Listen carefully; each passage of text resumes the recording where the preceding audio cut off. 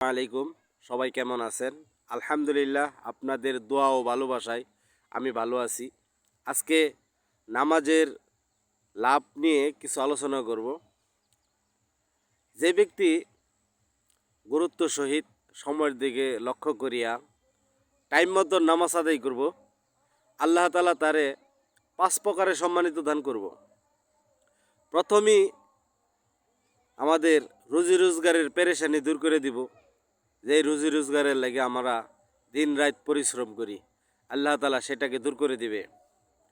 দ্বিতীয় নাম্বার হইতেছে কবর আযাব হটায় দিবে। যে কবরের মাটি দুই পাশ দিয়ে চাপা দিবে, সেখানে নামাজ এরকম আপনাকে সরাইয়া দিবে কবর আযাব। 3 নাম্বার হইতেছে পুলসিরাতের রাস্তা, বিজলির আকারে আল্লাহ সুবহানাহু ওয়া তাআলা পার করে দিবে। যেই রাস্তা হীরার মতন ধার, চুলের চেয়ে চিকন, সেই রাস্তা আল্লাহ তাআলা পার করে দিবে এই নামাজের দ্বারা।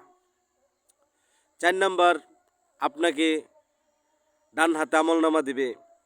5 নাম্বার আপনাকে বিনা হিসাবে আল্লাহ সুবহানাহু ওয়া তাআলা জান্নাত দান করবে।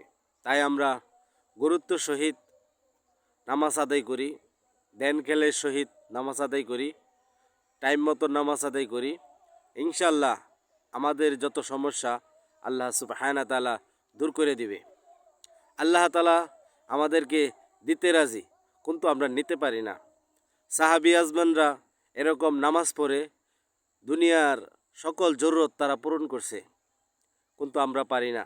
যে আল্লাহ আগে তাদেরকে খাওয়াইছে পালছে, সে আল্লাহ এখনও আছে, কিন্তু আমরা নিতে পারি না। আল্লাহ তাআলার ভান্ডারে অভাব নাই।